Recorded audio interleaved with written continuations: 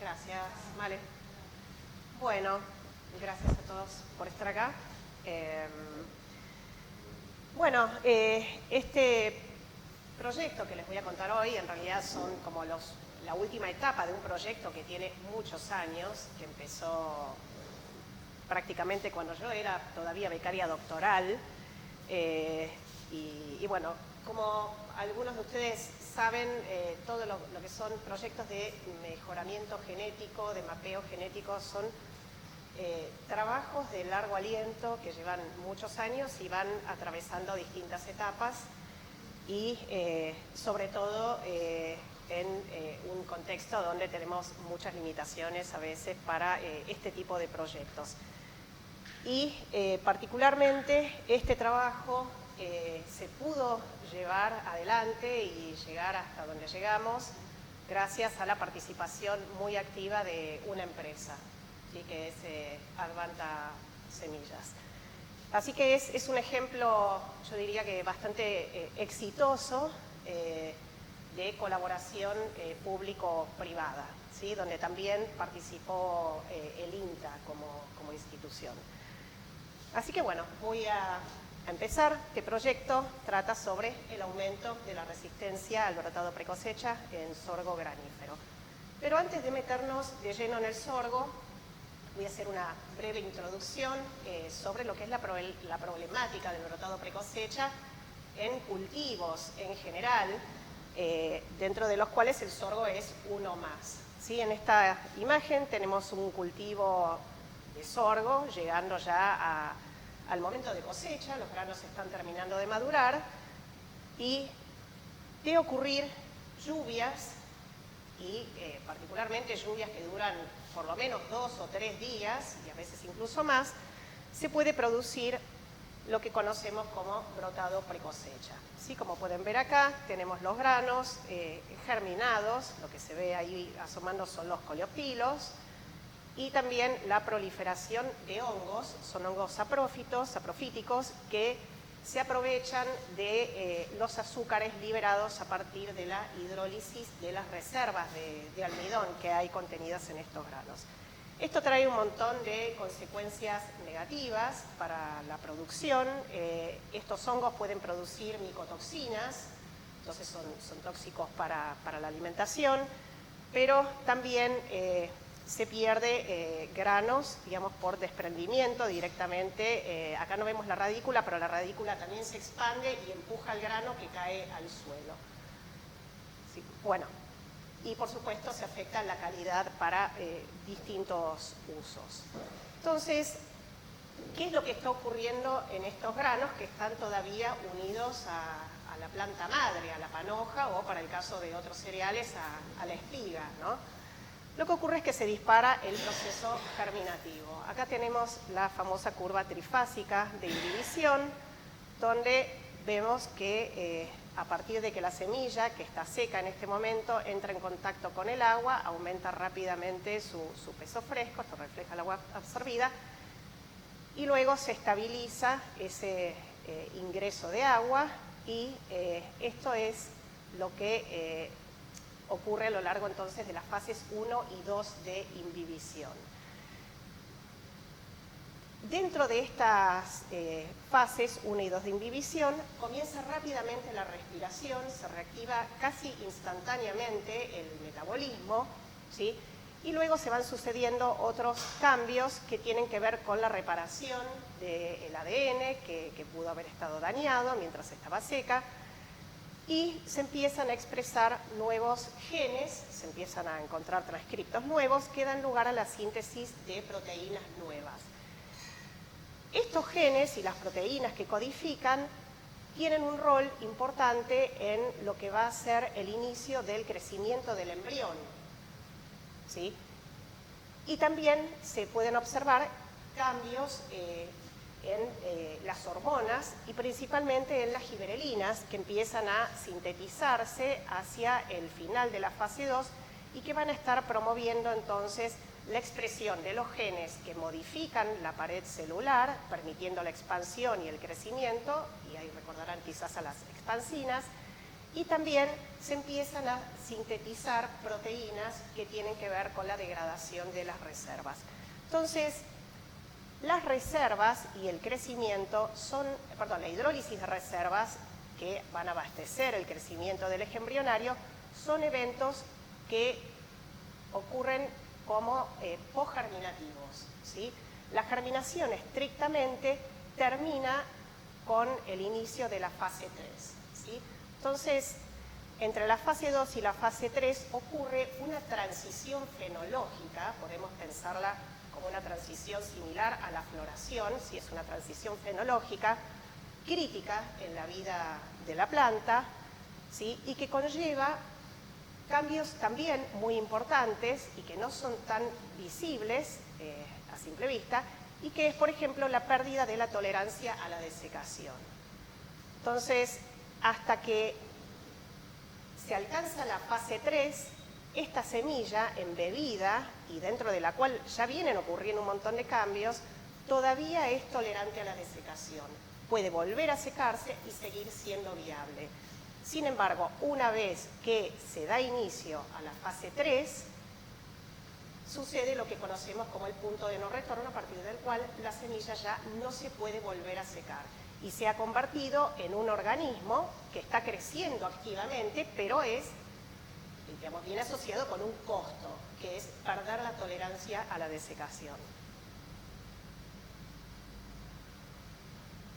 Bien, acá vamos a ejemplificar qué es lo que ocurre en un grano de cereal o un grano de cebada, que está muy estudiado por la importancia, la relevancia que tiene este proceso para el malteado.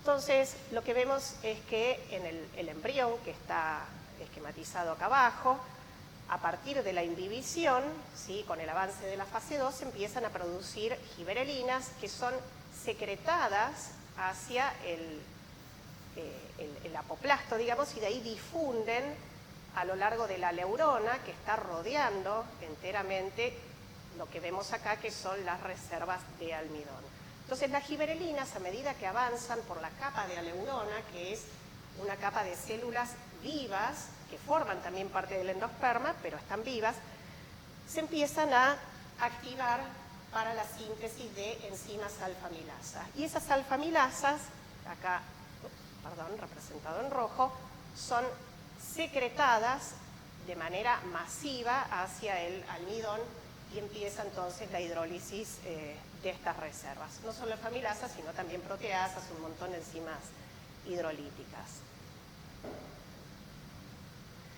Entonces, la ocurrencia de estos procesos, la pérdida de tolerancia a la desecación, por un lado, y la síntesis muy masiva de enzima alfamilasa, tiene consecuencias para la utilización de los granos en distintos cereales. Entonces, por ejemplo, para el trigo resulta que esta producción muy alta de enzima alfamilasa, ¿sí?, reduce tremendamente la calidad para la panificación, ¿sí? Este es un parámetro que se mide a través del Falling Number de Hagberg, ¿sí?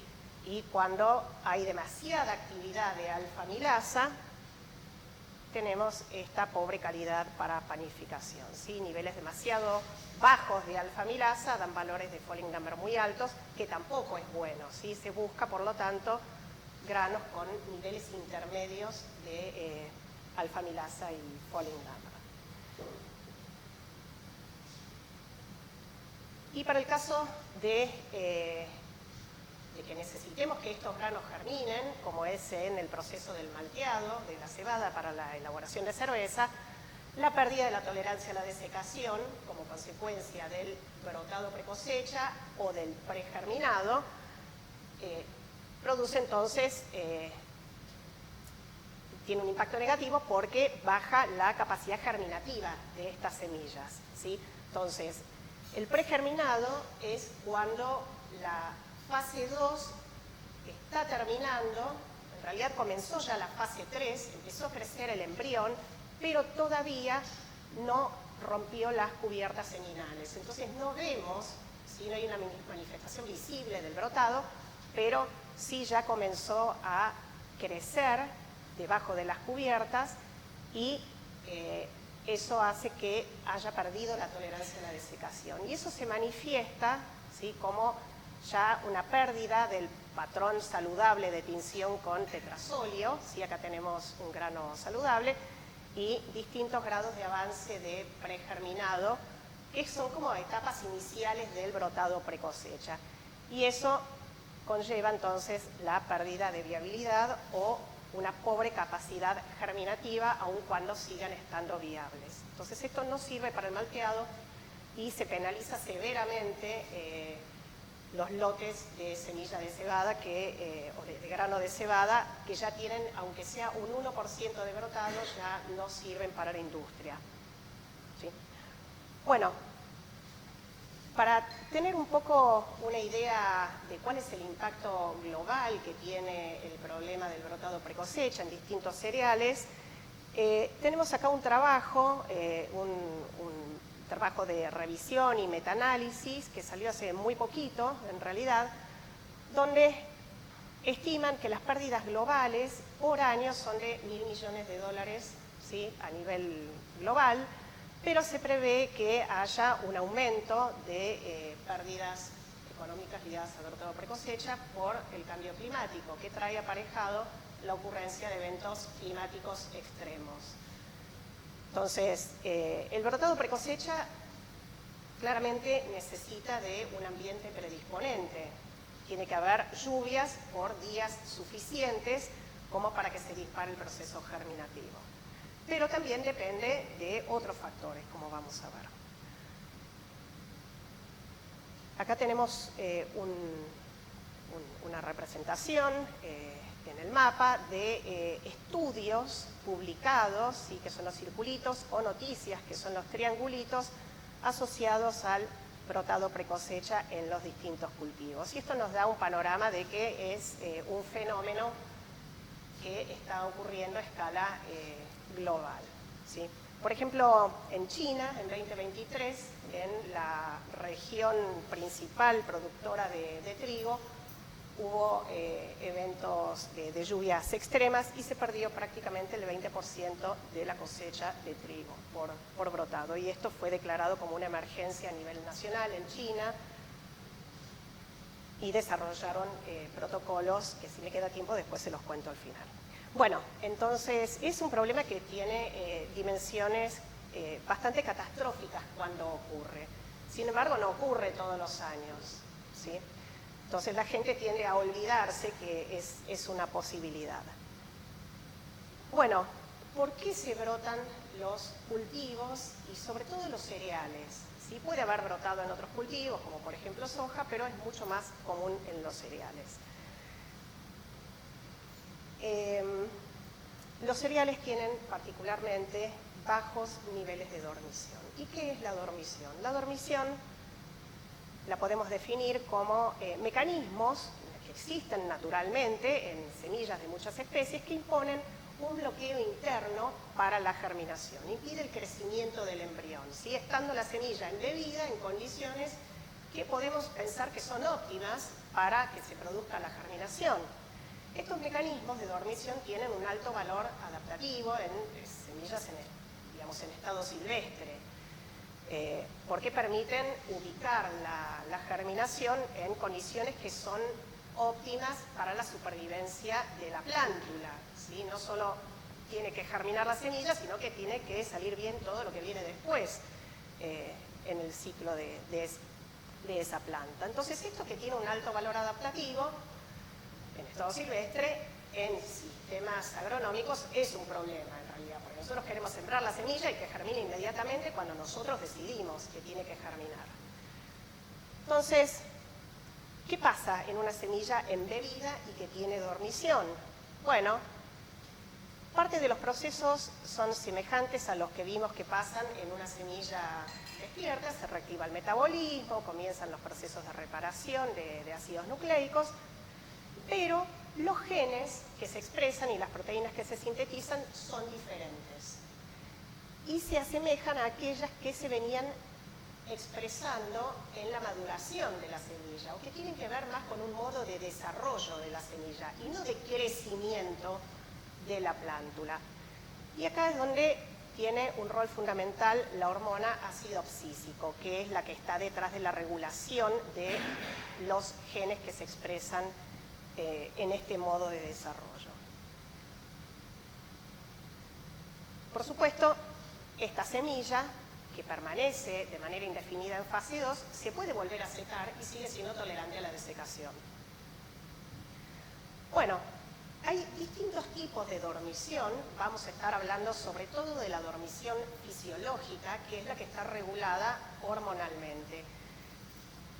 Y es particularmente el balance antagónico entre el ácido abscísico y las giberelinas lo que determina la imposición de la dormición primaria. La dormición primaria aparece apenas se termina de desarrollar el embrión, ¿sí? Acá tenemos un eje temporal, y tiene la función principal de evitar que ocurra el viviparismo. Esto es que el embrión siga creciendo, ya que en realidad todavía tiene suficiente humedad en esta etapa de su formación como para crecer, ¿sí? Entonces la dormición primaria, que se asocia con aumentos en los niveles de ácido abscísico en este momento, frena el viviparismo. Bueno, a medida que transcurre el tiempo, se alcanza la madurez fisiológica, se adquiere la tolerancia a la desecación, el balance antagónico va cayendo por parte del ABA y a favor de las giberelinas. Y esto es lo que permite que los niveles de dormición caigan en algún momento a partir de la dispersión de las semillas y adquieran la capacidad para germinar. Bueno, la dormición está determinada genéticamente. Entonces, dentro de una especie podemos encontrar distintas dinámicas de salida de la dormición, como vemos acá. Algunos genotipos tienen una dormición primaria más extendida en el tiempo y otros la pierden más precozmente. Y este es el caso de aquellos genotipos que conocemos como susceptibles al brotado precosecha. ¿Sí? En muchos cereales cultivados actualmente encontramos este tipo de dinámica. Lo ideal sería contar con una dinámica intermedia, ¿sí? De manera que se evite el brotado precosecha, pero se pueda disponer de estos granos para germinar rápidamente apenas se cosechan. Esto es importante, por ejemplo, para la siembra a campo de un nuevo ensayo, ¿sí? Para los que producen semilla comercial, o también para la industria del malteado. Entonces, el objetivo del mejoramiento genético para aumentar los niveles de resistencia al brotado precosecha es modificar estas dinámicas, ¿sí? A partir de la identificación de genes que permiten retrasar esta salida de la dormición. Por supuesto, además del genotipo, hay efectos muy importantes del ambiente materno, ¿sí? Entonces, conocer cuáles de estos factores son los que están influyendo en estas variaciones, ¿sí? Permiten también desarrollar modelos predictivos y apoyar también la toma de decisiones agronómicas, ¿sí? Pero son herramientas importantes, pero complementarias al mejoramiento genético. Bueno, ¿por qué entonces llegamos a que los cereales tienen muy bajos niveles de dormición? Eso tiene que ver con una larga historia de domesticación, ¿sí? A lo largo de miles de años, y también del mejoramiento genético ya más reciente.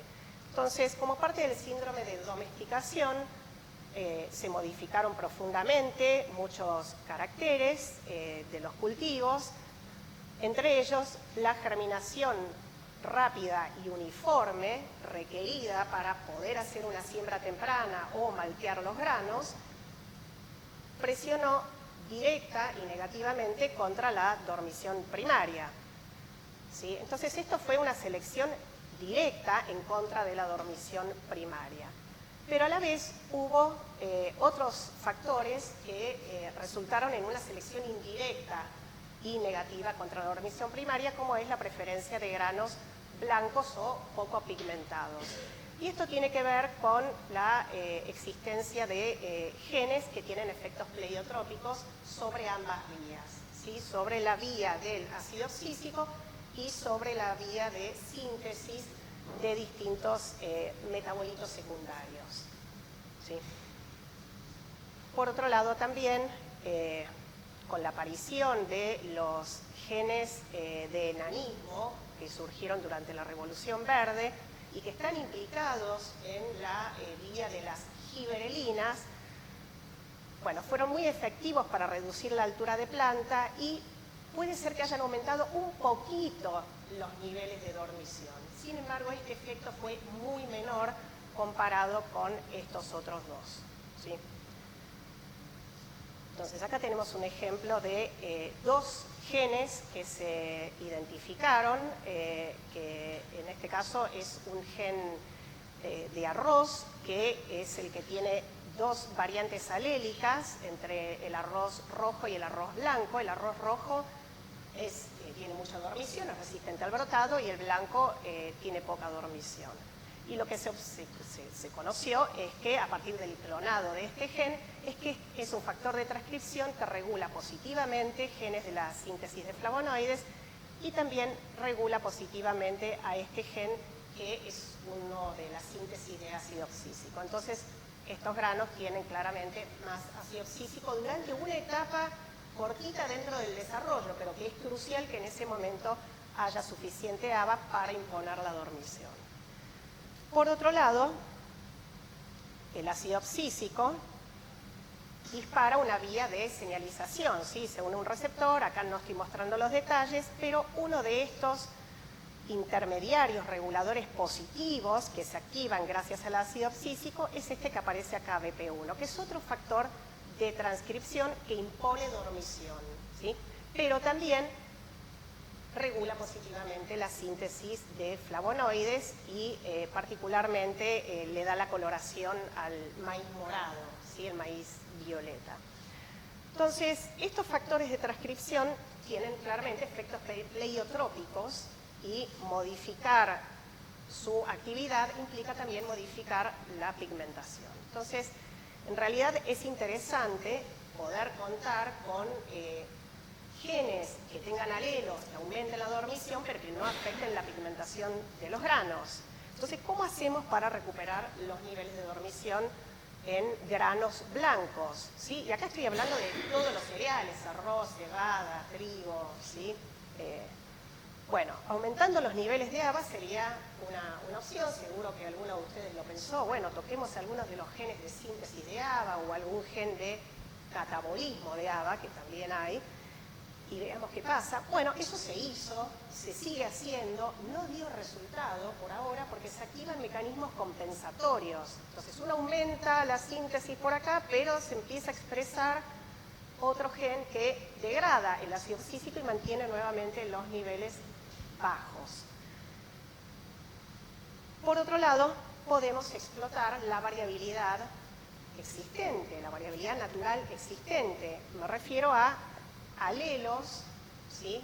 Que se encuentran ya presentes en los distintos genotipos que se cultivan. Entonces, para identificar estas variantes alélicas, ¿sí? Hay que hacer mapeo genético, ¿sí? Y después se pueden usar mediante mejoramiento clásico, ¿sí? O aquí podemos apelar a la biotecnología, ¿sí? Entonces, ¿cómo viene funcionando esta estrategia que se viene haciendo en realidad ya hace varias décadas? Bueno, acá hay un trabajo de 2021 que resume,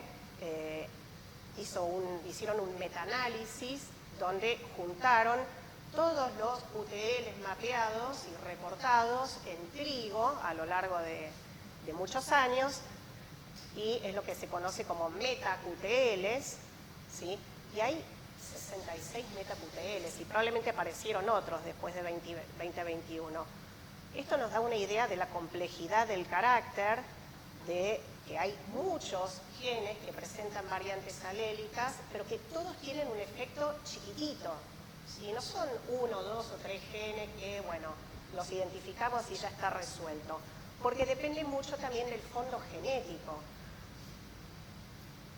Entonces, de estos QTLs, que voy a explicar qué es un QTL, en realidad es una región cromosómica que contiene un número variable de genes, pueden ser cientos de genes o unos pocos genes, unas pocas decenas, ¿sí? Pero que se asocian significativamente con el carácter, con el fenotipo que nos interesa. Entonces, mapear un QTL no es lo mismo que mapear un gen. Primero se mapea, se identifica el QTL, después hay que seguir trabajando para identificar cuál es el gen causal dentro de ese QTL y que tiene variantes alélicas entre los parentales que dieron lugar a la población de mapeo. Entonces, de todos estos QTLs, solamente hay un puñado de genes que se lograron identificar, ¿sí? Que aparecen acá. Entonces, en cebada se identificaron estos 2 genes, en trigo, estos 5 genes, de los cuales en realidad este es el mismo, pero en 2 de los 3 genomas que tiene el trigo, ¿sí?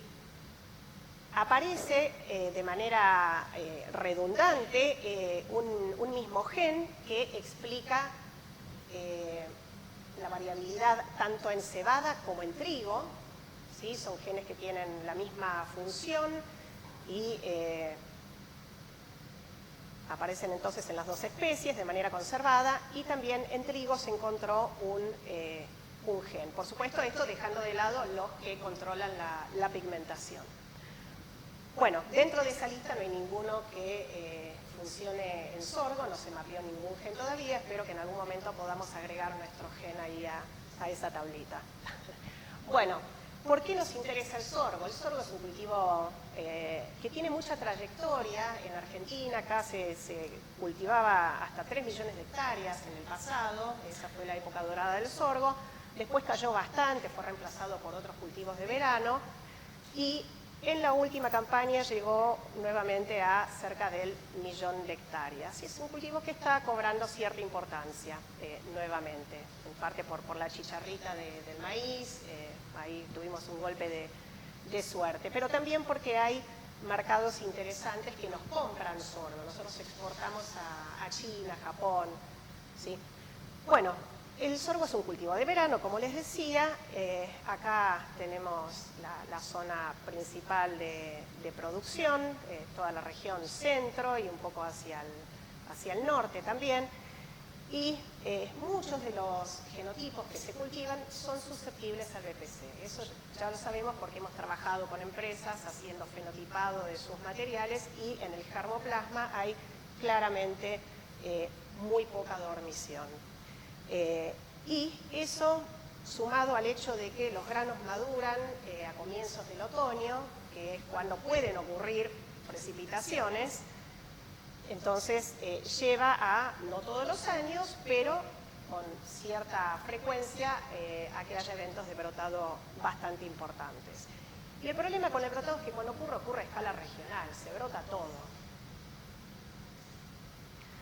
Entonces, nosotros iniciamos una investigación con el objetivo de mapear genes asociados a la resistencia al tratado precosecha en sorgo, utilizando un sistema de líneas que ya los conocemos bien porque trabajamos hace muchos años con la caracterización fisiológica y molecular de estos materiales. De hecho, yo hice mi doctorado trabajando con estas 2 líneas que ya venían heredadas de cuando las había empezado a investigar Rodolfo Sánchez. Así que imagínense los años que tiene este sistema de estudio. Entonces, estos son 2 genotipos de sorgo. Este que aparece acá todo brotado es Redland y este otro es IS9530. Los 2 tienen bastantes características interesantes para el cultivo o para el mejoramiento. Tienen granos rojos, sin taninos, no tienen taninos condensados, que es algo que se busca evitar en sorgo. Tienen floración temprano. Entonces, más allá de estas cuestiones en común que tienen, son genotipos que vienen de programas de mejoramiento muy distintos, ¿sí? Este es de Estados Unidos, de un programa que se desarrolló en Texas, y este viene del ICRISAT, de la India. Y estos fueron seleccionados en realidad porque tienen niveles muy contrastantes de dormición y de respuesta al brotado precosecha. Entonces, el índice de germinación que vemos acá y que representa la capacidad germinativa de estos granos, vemos que empieza a aumentar, ¿sí? Desde temprano en el desarrollo, ¿sí? Esto sería madurez fisiológica, para los granos de Redland, mientras que esta dinámica es más tardía para IS 9530, reflejando la distinta dormición primaria que tienen. La dormición en sordo está impuesta por las cubiertas. Si separamos los embriones y los ponemos a incubar en agua, germinan desde muy temprano en el desarrollo y para los dos genotipos, pero si los incubamos en presencia de ácido abscísico, vemos que vuelven a aparecer respuestas muy diferentes, siendo los embriones de Redland mucho menos sensibles al ácido abscísico que los embriones de IS 9530 que se inhiben por el ácido abscísico, ¿no? Agregado de manera exógena. Entonces, hicimos una aproximación fisiológica que incluyó mediciones a nivel de hormonas, uso de inhibidores, medición de genes implicados en las dos vías hormonales, pero el resultado es que conocemos muy bien cómo está regulada la respuesta del ABA y de las gibberelinas en los granos embebidos en estas dos líneas, y lo que me interesa destacar es que IS 9530 entonces tiene una sensibilidad mucho más alta al ABA, ¿sí? Que esto se refleja en la expresión de genes claves de la vía de señalización del ABA aumentada, y que eso a su vez lo que hace es promover la degradación, la inactivación de las gibberelinas que no llegan a acumularse en el grano embebido, y de esa manera se frena la germinación. Y por el contrario, en Redland lo que ocurre es que la sensibilidad al ABA es muy baja, hay muy poca expresión de estos genes de la vía del ABA y se producen mayores niveles de gibberelinas activas. Ahora, muy bien, esto muy lindo, pero no nos sirve para recomendar o hacer mejoramiento genético. Lo que necesitamos saber es, bueno, cuáles son los genes que están detrás de estas distintas regulaciones hormonales, ¿no? Entonces, una aproximación genética en realidad es posible gracias a que la dormición es un carácter cualitativo, sabemos que está regulado por muchos genes, ¿sí? Tiene variación continua, tiene también efecto del ambiente, ¿sí? Y para poder hacer un mapeo genético uno tiene que construir poblaciones de mapeo, ¿sí? Entonces nosotros utilizamos estas dos líneas parentales para generar poblaciones de mapeo. Cuando uno tiene la población de mapeo, lo que tiene que hacer es colectar datos fenotípicos, ¿sí? De los individuos dentro de esa población, por un lado. Por otro lado, se corren marcadores moleculares y se obtienen datos genotípicos. Con esto se hace un mapa de ligamiento y después lo que se hacen son análisis donde se buscan básicamente asociaciones estadísticas entre estos datos genéticos y los datos fenotípicos. Entonces, para el fenotipado decidimos hacer cosechas de granos a los 35 y a los 42 días, que es un momento en que se ven bien las diferencias entre los dos materiales y presumiblemente entre los individuos de la población de mapeo. Bueno, se hizo un primer trabajo que se publicó en 2016. Ese trabajo involucró las poblaciones segregantes F2 y F3, y a partir del fenotipado y de la construcción del mapa de ligamiento que se hizo en ese momento, se identificaron 6 QTLs, de los cuales 3 en realidad son los que explican el 42% de la variabilidad fenotípica. Eso es bastante. Acá me interesa que retengan este que apareció en el cromosoma 9, ¿sí?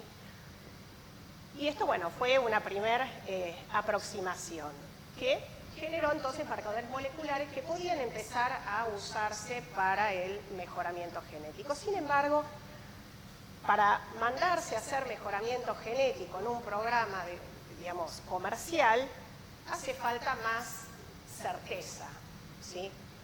Entonces, iniciamos una segunda etapa para la cual hubo que obtener una población de RILs. Estas son líneas endocriadas recombinantes, ¿sí?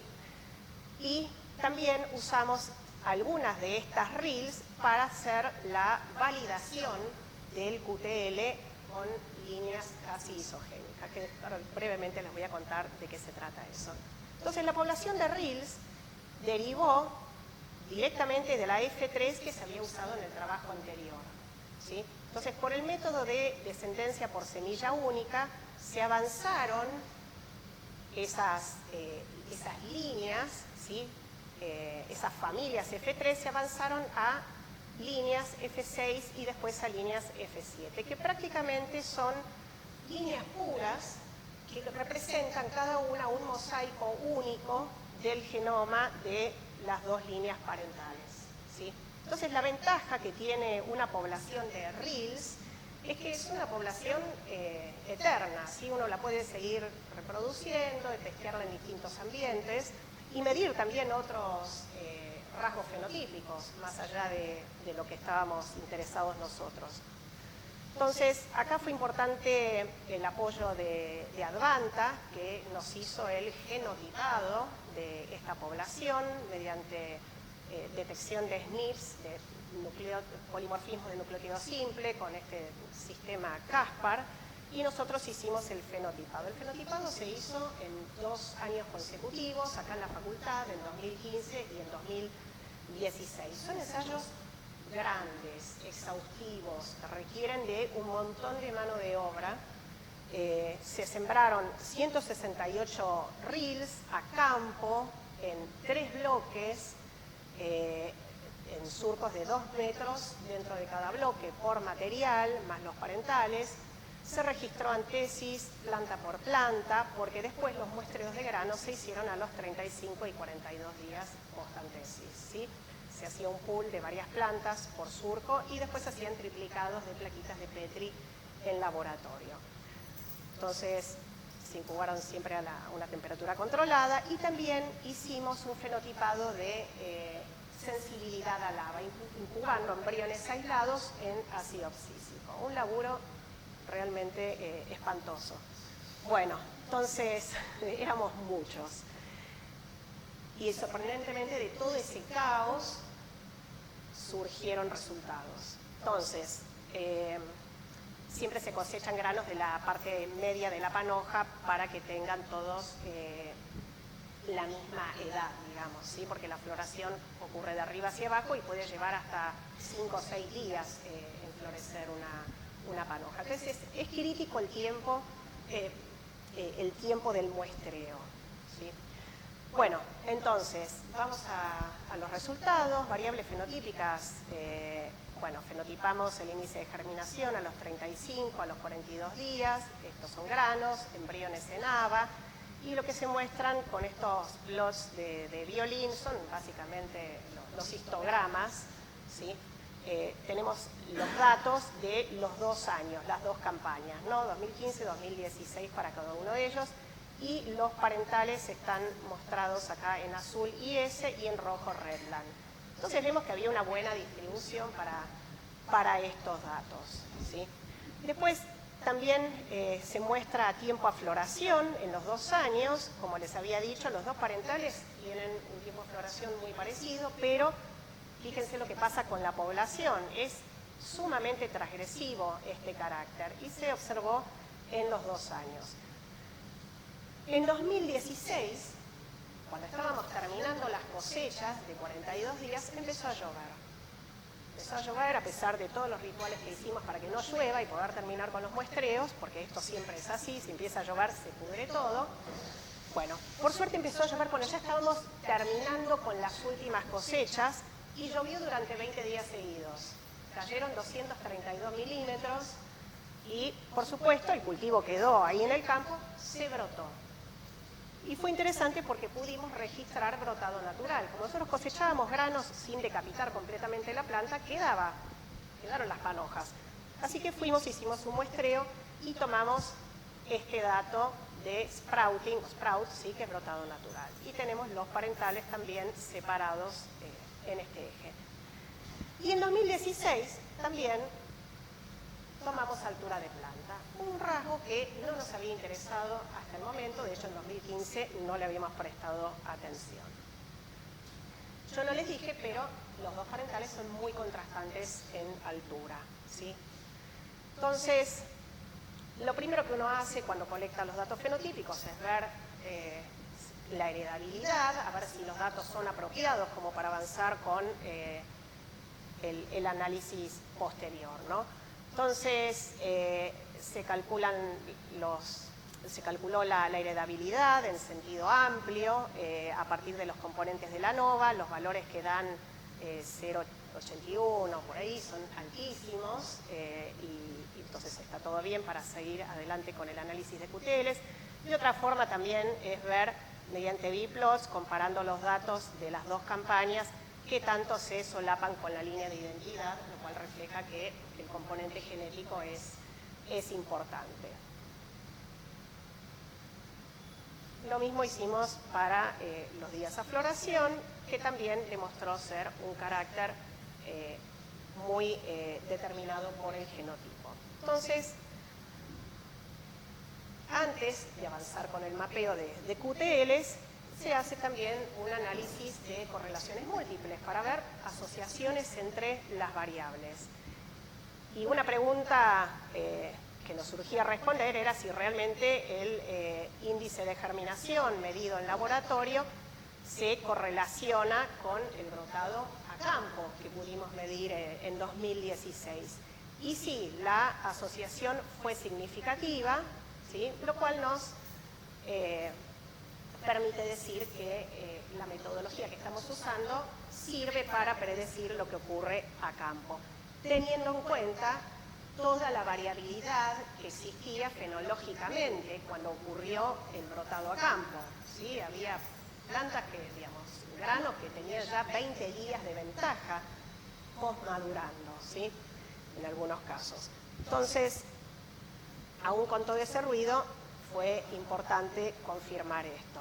Y después también vimos que el brotado se asoció con la sensibilidad de los embriones a lava y que a su vez la sensibilidad de los embriones a lava también se correlacionó positivamente con los otros índices de germinación de granos enteros, lo cual nos dice que la sensibilidad al ácido abscísico sigue siendo la variable fisiológica que explica la distinta dormición. ¿Sí?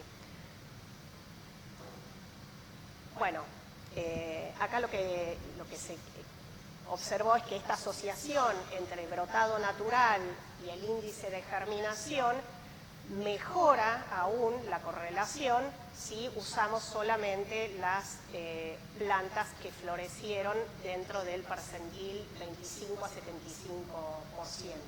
¿sí? Dejando de lado las plantas que florecieron muy temprano y las que florecieron muy tarde, ¿sí? Esto permitió ajustar mejor esta asociación y poder asociar numéricamente las dos variables. ¿Sí? Entonces sabemos que cada 10 unidades de índice de germinación que aumenta, eso significa un 3% más de brotado precosecha, ¿sí? A campo. Bueno, siguiendo con el análisis entre variables, vimos que el tiempo a floración, medido en los 2 años, también mostró una asociación significativa con el índice de germinación. Esto la verdad que nos sorprendió, porque no esperábamos que el tiempo a floración tenga relación con el nivel de dormición, ¿sí? Lo cual podría estar planteando entonces que puede haber caracteres ligados, ¿sí? Después, en realidad, aparecieron sí genes que tienen efectos pleiotrópicos en dormición y en el tiempo a floración, solo que en ese momento no lo sabíamos. Pero bueno, es una posibilidad que sean genes ligados o algún gen que tiene efectos pleiotrópicos. Pero lo que realmente nos llamó la atención en ese momento fue encontrar una asociación muy significativa entre los distintos índices de germinación, incluyendo también el brotado natural, con la altura de planta. Esto sí que realmente no lo esperábamos. Entonces, acá sí les presento a Redland, que es en realidad una variedad enana de sorgo. El IS 9530 es alta, ¿sí? Esta venía de Estados Unidos, esta de India, ¿sí? Y se ubican en los extremos de esta escala de altura. Y también nos queda la duda de si son caracteres ligados, ¿sí?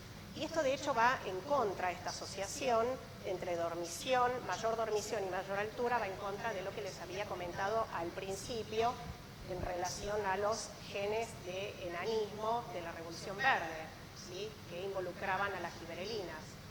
En realidad esperábamos que las plantas más altas sean las que tengan más giberelinas y menos dormición. Eso es lo que uno esperaría. Por eso realmente no buscábamos una asociación con la altura de planta. Bueno, entonces acá les muestro el mapa de ligamientos. Se corrieron 220 marcadores, de los cuales 156 fueron polimórficos entre las líneas parentales, y estos son los que se usaron para el genotipado de toda la población. Esto se hizo en un laboratorio en Estados Unidos a cargo de la empresa. Entonces, les muestro los resultados del mapeo de QTLs con todas estas variables fenotípicas, ¿sí? En verde están resaltados los índices de germinación de los 2 momentos y los 2 años, y en resumen lo que se ve es que explicaron entre el 30 y el 40% de la variabilidad fenotípica en nuestra población, lo cual es un montón, ¿sí? Esto es para un QTL de dormición, es mucho, ¿sí? Es muy significativo además. Por otro lado, también obtuvimos señales o mapeamos regiones para el carácter altura, ¿sí? Carácter altura, que lo llamamos QHGT de height, explicó casi el 50% de la variabilidad, es un montón. Y también encontramos un QTL para tiempo a floración, que según el año, mostró mucha interacción, explicó entre el 16 y el 40% de la variabilidad.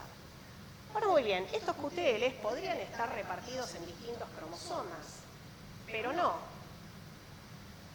Lo que sucedió fue que exactamente lo contrario, estaban bastante superpuestos y todos ubicados en el extremo distal del cromosoma 9, ¿sí?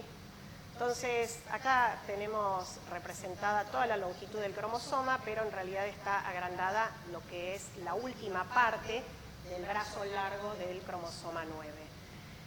Y lo que se representa acá, para aquellos que no están familiarizados con el mapeo genético, este es un valor LOD, es un estadístico que cuando está por encima de este valor crítico o valor umbral, lo que está reflejando es una asociación significativa entre el fenotipo y el genotipo. El genotipo me refiero a marcadores moleculares que están en este gráfico mapeados físicamente a lo largo del cromosoma. El genoma del sorgo está publicado ya desde 2009, entonces uno puede ubicar físicamente los marcadores a lo largo del cromosoma, ¿no? Entonces, lo que vemos acá es esta señal muy significativa, ¿sí? Para altura de planta, ¿sí?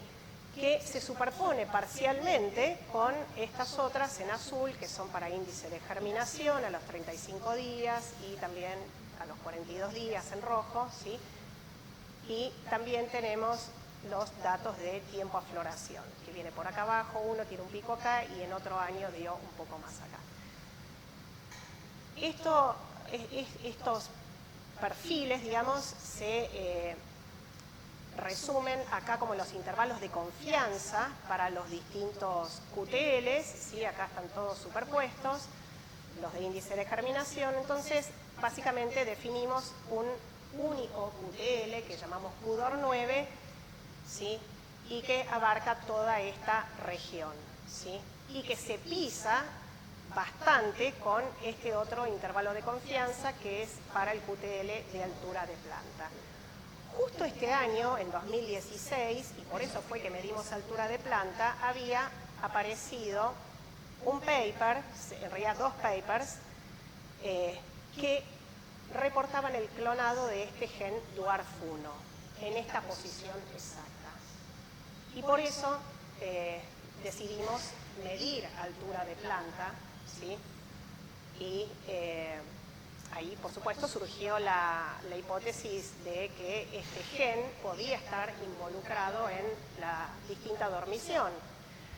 ¿Y por qué este gen es diferente en nuestra población o presenta variantes alélicas? Bueno, porque IS9530 porta el alelo wild type, ¿sí? DWARF1, mientras que Redland es enana y tiene un alelo que mostramos acá como DWARF1 en letra minúscula y que lo recibió a partir de su origen en el mejoramiento en Estados Unidos. Entonces, para ver si realmente estos alelos DWARF1 grande o chiquito, digamos, son los que están detrás de la distinta dormición, lo que hicimos fue rastrear el origen del alelo mutado de DWARF1. Y en realidad se sabe que este alelo de enanismo surgió en un campo donde estaba sembrado el sorgo que se cultivaba en Estados Unidos hace más de 100 años. Había una sola variedad, era el sorgo milo amarillo, y en medio de un campo sembrado de milo amarillo apareció una planta más petiza. Y la vio un mejorador y dijo, venga para acá, agarró la semilla, la guardó, la empezó a multiplicar, se la empezaron a pasar entre distintos mejoradores y eventualmente se convirtió en el material donante para reducir la altura de planta de un montón de genotipos, ¿sí? Entonces, en el banco de germoplasma de la USDA, que pertenece a la red global de Green, tienen archivada semilla del milo amarillo original, alto, y del milo amarillo enano. Entonces, pedí de estas dos accesiones y las cultivamos acá en la facultad para hacer el fenotipado de dormición y ver si ese gen es el que está involucrado. Y lo que vimos es que en realidad los milos amarillos, que son los simbolitos acá en amarillo, se comportaron de manera muy parecida entre sí y de hecho tienen muy poca dormición primaria de manera similar a Redland, ¿sí? Y lo mismo para la sensibilidad de los embriones al ABA, ¿sí? Con lo cual pudimos ver que, o concluir que los alelos de DWARF1 no afectan el fenotipo de dormición. Así que sería otro gen que está ligado a DWARF1, que tiene un alelo de baja dormición y que ya estaba presente en el milo amarillo y que vino arrastrado junto con DWARF1 durante el mejoramiento genético, ¿sí? Y esto tiene implicancias grandes para entender por qué muchos de los sorgos cultivados actualmente tienen poca dormición, porque es muy probable que tengan este alelo de baja dormición que vino junto con la introgresión de DWARF1, ¿sí? El sorgo es originario de Sudán, del África ecuatorial, es una planta de día corto, tiene una respuesta fotosensitiva muy fuerte y además tiene mucha altura, miden casi 4 metros los sorgos originarios. Tiene una larguísima historia de domesticación, pero su introducción a latitudes altas es algo relativamente reciente, ¿sí? Y eso requirió de la eliminación de la respuesta fotosensitiva, ¿sí? Y también la reducción de la altura de planta para permitir la cosecha mecanizada y reducir también el vuelco. Y de esto se encargó el programa de conversión de germoplasma de sorgo, que duró varias décadas, empezó en los años 60, donde se convirtieron de manera sistemática cientos de sorgos que llamaban exóticos, ¿sí? Y a partir de la introgresión de estos alelos, entre ellos el DWARF1, proveniente del milo amarillo, pero los otros alelos venían de otros parentales, ¿sí? Se obtuvieron entonces un montón de líneas elite convertidas, son los llamados sorgos convertidos, ¿sí? Que son petizos y florecen aún en días largos, ¿sí? Que es lo que ocurre en verano en latitudes altas. Bueno, ¿cuán grande es la región heredada del Nilo amarillo junto con Dwarf 1? Bueno, es enorme en realidad. Para responder esta pregunta hicimos un análisis de genotipado por secuenciación. ¿Sí? En esto colaboramos con el INTA Castelar.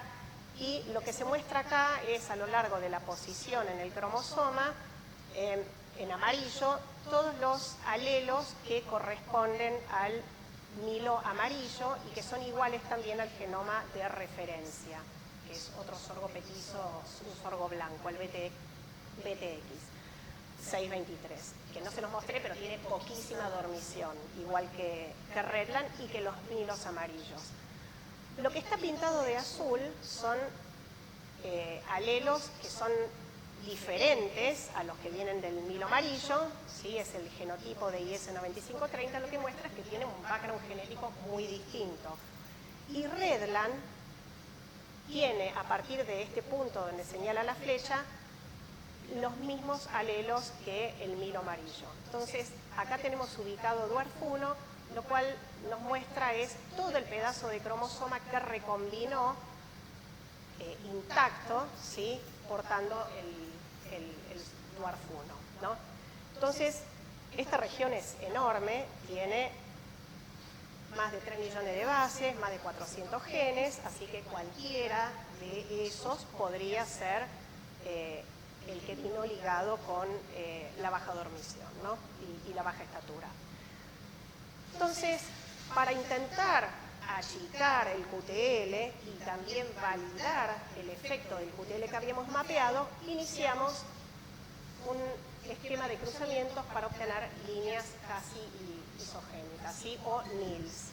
Entonces, para hacer esto, identificamos algunas RILs de la población original que tenían un fragmento del QTL con el haplotipo o el genotipo de IS9530 y a partir de varias retrocruzas, como se muestra acá, y selección asistida por marcadores, se obtuvieron líneas isogénicas.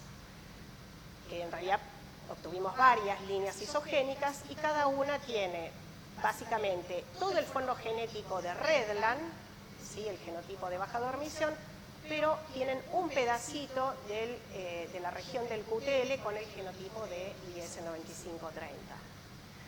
Entonces, trabajamos primero con 2 de estas NILs que cubrían la región distal del QTL, sí abarcan todo lo que es la puntita del cromosoma, pero habían recombinado posteriormente a la posición de Dwarf 1. Entonces tienen el Dwarf 1, el alelo enano de Redland, y la región que viene de IS, del genotipo resistente, es solamente el último tramo del cromosoma. Entonces analizamos el fenotipo de estas plantas y acá fue importante lo que se hizo en Venado Tuerto, en Advanta, en el campo experimental de la empresa. Se hizo un fenotipado a campo bastante grande y también hicimos un ensayo paralelo acá en la facultad, ¿no? Entonces, les muestro los resultados directamente, los valores de índice de germinación de 35 y 42 días para los 2 parentales, ¿sí?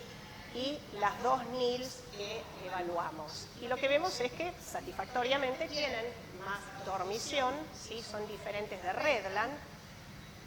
Estas diferencias después se van disipando a medida que avanza la maduración, nos acercamos al momento de cosecha, lo que vemos es que tienen una respuesta intermedia entre los 2 parentales, y no tienen la dormición extrema de IS, ¿sí?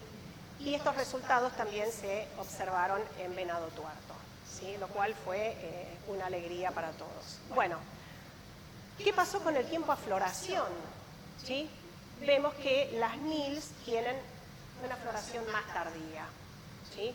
Esto se observó acá en la facultad y también en Venado Tuerto, lo cual ratifica que hay algún gen de floración dando vueltas ahí dentro de la región del QTL. Y confirmamos también la menor altura de estas plantas, ¿sí? Que obviamente tienen el alelo de enanismo. Bueno, como conclusiones, ya queda poquito, validamos el efecto de este QTL, QDOR9, sobre la dormición en Redland, ¿sí? El gen causal del fenotipo de dormición también se pudo separar de este locus que controla la altura de planta. Esto es fundamental para que sea útil para programas de mejoramiento genético, porque si fuese un gen que está muy próximo al locus dwarf1 alto, digamos, no se podrían separar fácilmente por recombinación. Y eso no tendría adopción, digamos, por parte de las empresas que hacen mejoramiento. Bueno, sabemos que hay un gen de floración que está ligado a dwarf1 y actualmente ya se está empezando a usar una de estas NILs, ¿sí? Para introducir mayor dormición en líneas comerciales. Hace poco firmamos el primer convenio con otra empresa que no es Advanta también. Bueno, el QDOR9 todavía es muy grande, estamos empezando el mapeo fino y, por supuesto, nos preguntamos, bueno, ¿qué genes candidatos relacionados con la vía del ácido abscísico encontramos en este QTL? A ver cómo estoy de tiempo. ¡Ah! Ya me pasé. Bueno, listo. ¡Ay, se apagó! No, quería decir una última cosita. Bueno, miramos varios de estos regulares. Ya casi termino. Entonces, por supuesto, conociendo el genoma de sorgo y todos los genes que hay, en la región que estamos analizando hay 165 genes. Nos fijamos si algunos de los clásicos mapeados en otros cereales, clonados en otros cereales, estaban ahí. No está ninguno. Buscamos otros genes a partir de Arabidopsis y sí, hay unos cuantos genes que podrían potencialmente estar relacionados con la señalización del ácido abscísico o su regulación. Y después también hicimos lo que se llama un análisis de sintenia, comparando con el genoma de arroz, ¿sí? Que están muy alineados, el genoma de sorgo y de arroz, y aparece un QTL que se mapeó en arroz, colocaliza con nuestro QTL en sorgo, ¿sí? Y acá hay un gen candidato que lo miramos más en detalle y podría llegar a ser el responsable porque presenta variantes alélicas, ¿sí? Bueno, este trabajo básicamente es lo que se publicó, estos resultados son parte de esta publicación de este año, de la que participó mucha gente, ¿sí? Y voy a pasar directamente, no voy a mostrar los últimos resultados, porque quedará para un seminario más adelante, y lo que sí no quiero dejar de mostrar a alguna de las personas que participaron en este proyecto. Entonces, acá por parte de la facultad, bueno, muchos becarios fueron pasando, ¿sí? A lo largo de este proyecto. Actualmente está trabajando Martín Marchetti, que está acá, Luciana Castro estuvo hace poquito como becaria postdoc. Colabora en este proyecto Diego Sánchez, sobre todo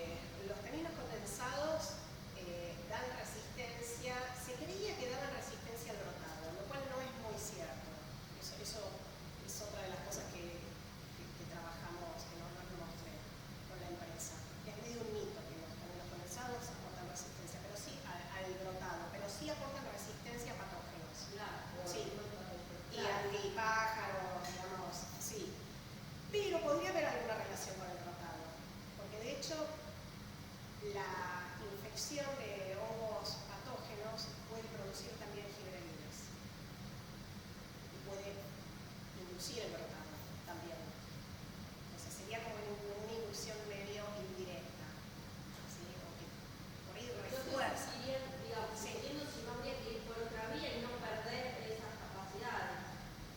Eso era lo que planteaba. Sí, digamos, no, hay muchos usuarios que no están dispuestos a incluir, a volver a los taninos. Digamos. Se usa mucho para darle de comer a aves de corral, entonces los taninos no los toleran, lo que exportamos a Japón es para gallinas, básicamente. Y China también. Después, si es para rumiantes, se puede incluir una proporción con taninos. De hecho, acá se hace muchos hongos con taninos también, pero igual se brotan. No es suficiente. Del mapeo genético, ustedes tuvieron 3 QTLs que implicaban el 40 y pico de la variabilidad. Sí. Agarraste ese de Q9, porque obviamente es un montón de trabajo que se ve ahí que hay un equipo de fútbol gigante de personas. Pero un poquito para saber las proyecciones hacia el futuro, los otros 2 QTL, ¿qué mirada le haces y qué hiciste en función a eso hacia el futuro? Si tenés alguna proyección sobre eso. Mira, porque no sé, entiendo que también son QTL que están explicando y colocado sí. el proceso. Sí. Bueno, no aparecieron en esta población de mapeo usando RELIS. Y eso es un artefacto que tiene que ver con las poblaciones de RELIS. Tienen ventajas, pero también tienen desventajas. Y hay algo que se llama el efecto Bibis, pero que básicamente yo no entiendo por qué sucede, pero se terminan exagerando o exacerbando unos pocos QTLs